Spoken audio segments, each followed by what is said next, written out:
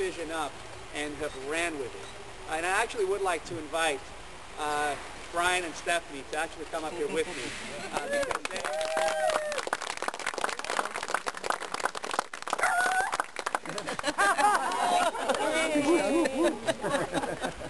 so, you know, before I embarrass these two folks, there are some additional thanks on why it is we're here. The Montero Rec and Park District Board, you guys have been active supporters, active champions in carrying this vision out.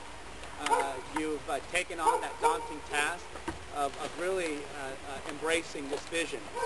I also want to thank John Haig here with the Community Development Commission. He was essentially responsible of ensuring that we got through the process through the redevelopment, Russian River Redevelopment Oversight Committee when we had redevelopment funds available that actually provided matching funds or initial funds to this project. So John, thank you for being here as well, you and your staff.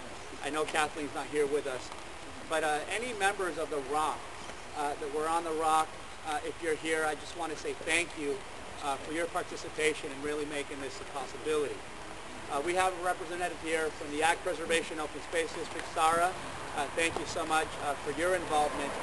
There was a matching grant that recently was approved by the directors of the Open Space District, just under $400,000 to match this vision. And Sarah, you've been an incredible leader in getting that through that process through the matching grant program. But I also need to thank the voters that approved that quarter-cent sales tax specifically for ag preservation, but open space and parks. And this is yet another example of the success of that matching grant program, but really a thank you to the voters who helped approve those funds. The last thanks do go to Brian and Stephanie. Brian and Stephanie probably first met with me on this project some point in 2010, maybe 2000, was it late 09? 09. And of course I'm coming in as a newly minted supervisor, and I've got this young couple here that have this vision about Montero. Steve, don't run away.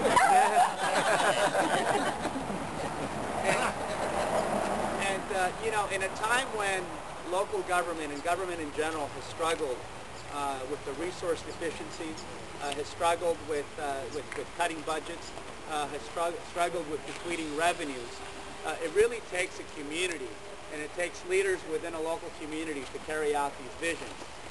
Whether you're talking about toilets in Guerneville, as I see my friend Lenny over here in the audience.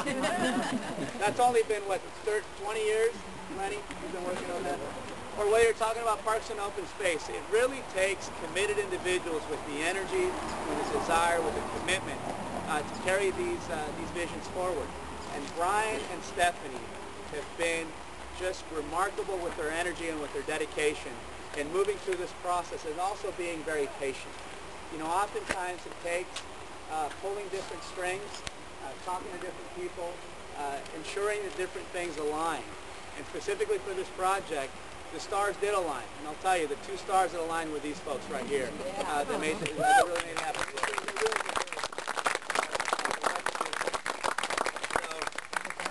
You're going to see a transformation here of a community-focused destination where residents and tourists and visitors can enjoy a cafe, a hiking trail, a skate park, and a community farm. Now this is what builds communities. It's what establishes healthy environs. And they're going to have a beautiful, interactive, educational opportunity here that has been the culmination of several years of advocacy, not only from Brian and Stephanie, but advocacy from the board, advocacy from neighbors, and advocacy from the folks that established this vision. Chris and Victoria, we appreciate you having just that thought that something like this could happen. And there's a vibrancy that's also a part of this. It's a huge collaboration, it's a huge opportunity, and I actually would like to hand it over to Brian and Stephanie to tell you more about the project and about the vision and what you will see here through the remainder of the year, this year, and actually moving into next year. Because they not only believe in this project, but they carry it in their soul and they carry it in their heart. And I think we all benefit from it. So Brian and Stephanie, I'm going to hand it over to you to tell us about the magnificent things you've got here. I know you're doing tours as well. And at some point, we're going to grab that shovel and we're all going to hold on to thanking Brian and Stephanie.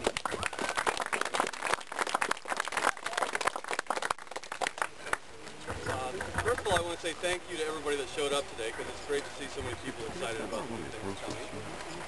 It has been a long road. It's been a very interesting discussion, and it really, as Efren was saying, kind of grew out of community input and resulted in a master plan study that was done in 2006 through the MRRPD Rec and Park, which is actually funded by the redevelopment agency.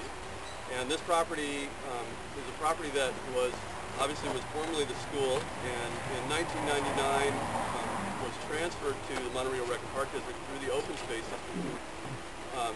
Purchased it with the idea of maintaining open space and putting a conservation easement on it. So with that, the community kind of started looking into what the options might be here, and there was a fairly lengthy process of review that went through a grant application that ended up not being successful. That was for Proposition 84. That was a statewide grant that, although we didn't get that money, it caused a tremendous amount of public meetings and public input, and that resulted in a design of a park that was submitted to the folks at redevelopment as a request for funding in 2010. And so that is how we got the ball rolling, and what's really interesting that we had no idea that we would ever be getting involved with when we started this process was learning about grant writing. And you never look better to a granting agency than when you have money on hand. And so we immediately started, once the money was approved for the redevelopment agency, we immediately started looking for more money. So starting with the open space district, we submitted another application to Proposition 84, which did not come through. But the long-term goal, and we can talk in a little bit, we'll talk about what we're doing in the short term in terms of the immediate next few months, but the long-term goal actually involves a connection to a piece of property that's immediately across the street from where we are here.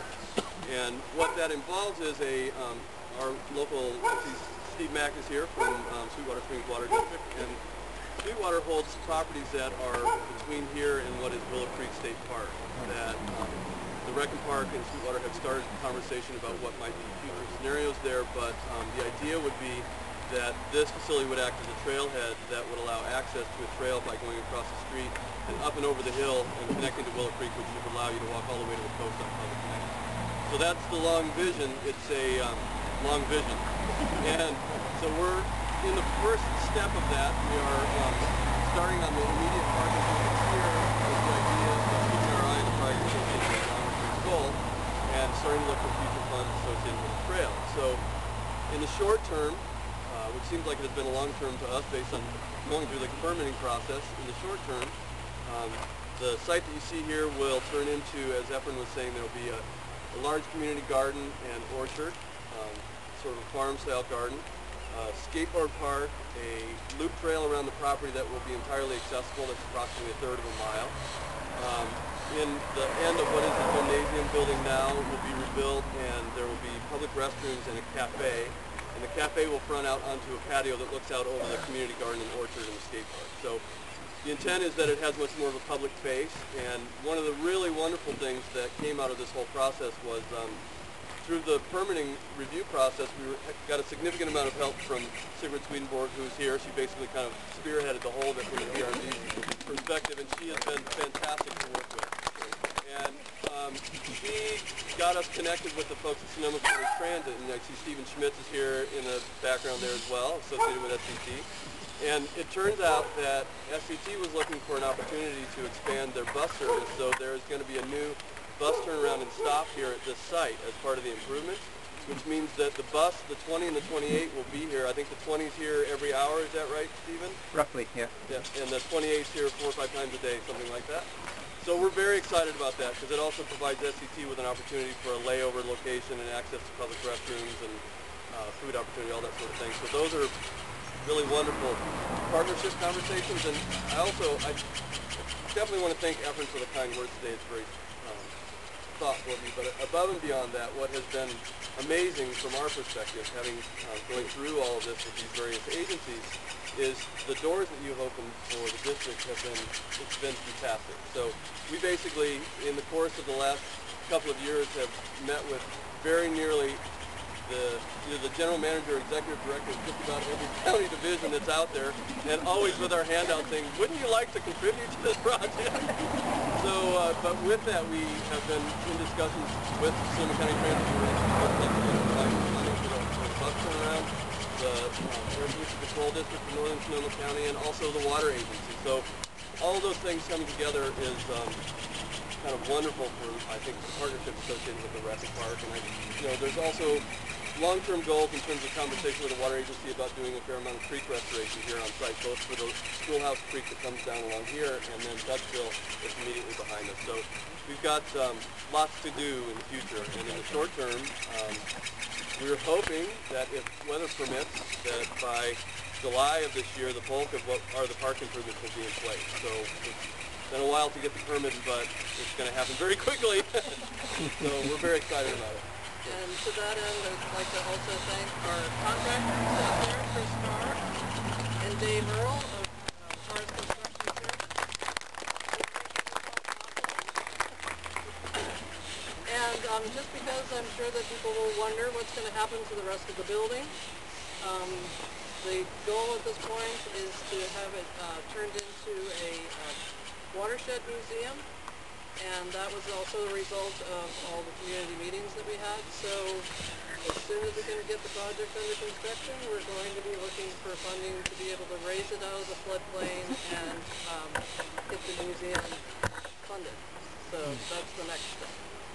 But a very important one. Right, we're actually going to do the official shovel. And before we do that, I think some of us are parked on the side here by the gravel road. We have to move because I think there's equipment that needs to go in and out. They're doing some paving work. So, and when you go move your car like I'm going to do in just a second, take a moment to visit the amphitheater, visit the tennis courts, a couple other projects I think the district is working on as well. It'd be a good opportunity to see those projects.